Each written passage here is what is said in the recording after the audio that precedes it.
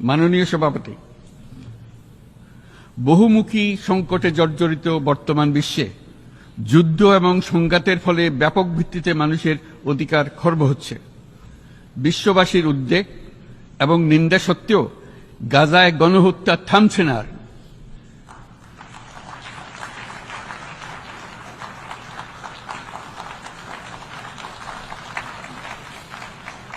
ফিলিস্তিনের মতো বিদ্যমান বাস্তবতা কেবল আরব কিংবা মুসলমানদের জন্যই উদ্বেগজনক নয়, বরং তা সমগ্র মানব জাতির জন্যই উদ্বেগের বিষয়।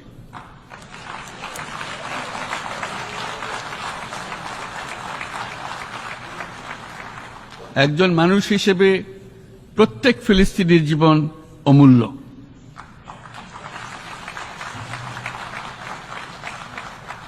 ফিলিস্তিনের জনগণের বিরুদ্ধে যে মানবতা বিরোধী অপরাধ হচ্ছে তার জন্য সংশ্লিষ্ট সকলকে দায়বদ্ধ করতে হবে।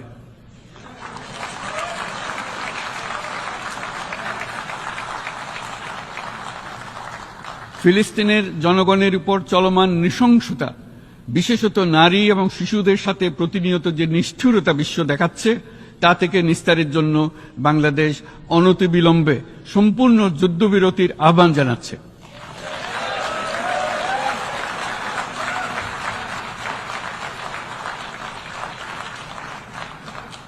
দ্বিরাষ্ট্রভিত্তিক সমাধানেই মধ্যপ্রাচ্যে টেকসই শান্তি আনতে পারবে।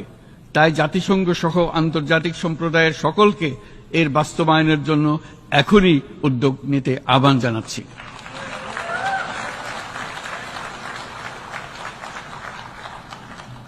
গত 2.5 বছর ধরে ইউক্রেনে চলমান যুদ্ধে বহু মানুষ প্রাণ হারিয়েছে। এই যুদ্ধের প্রভাব সর্বব্যাপী, এমনকি বাংলাদেশের অর্থনীতিতেও এর নেতিবাচক প্রভাব আমরা অনুভব করছি। আমরা তাই উভয় পক্ষকে সংলাপে বসে বিরোধ নিরসনের মাধ্যমে যুদ্ধের অবসান ঘটানোর আহ্বান জানাচ্ছি। মাননীয় সভাপতি, বাংলাদেশ গত 7 বছর যাবৎ মিয়ানমার হতে আগত 12 লাখেরও বেশি রোহিঙ্গাদের মানবিক কারণে আশ্রয় দিয়ে আসছে। এর ফলে আমরা বিরাট সামাজিক, অর্থনৈতিক, পরিবেশগত ক্ষতির সম্মুখীন হচ্ছি।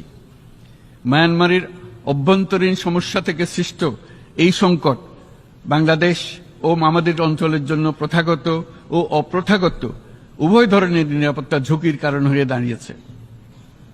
মিয়ানমার থেকে বাংলাদেশে বলপূর্বক বাস্তুচ্যুত রোহিঙ্গাদের সহায়তা করতে আমরা অঙ্গীকারবদ্ধ। আমরা রোহিঙ্গাদের জন্য মানবিক সহায়তা কার্যক্রম চালু রাখা এবং তাদের টেকসই প্রত্যাবর্তন নিশ্চিত করার উদ্দেশ্যে আন্তর্জাতিক সম্প্রদায়ের পর্যাপ্ত সহায়তা অব্যাহত রাখার আহ্বান জানাচ্ছি।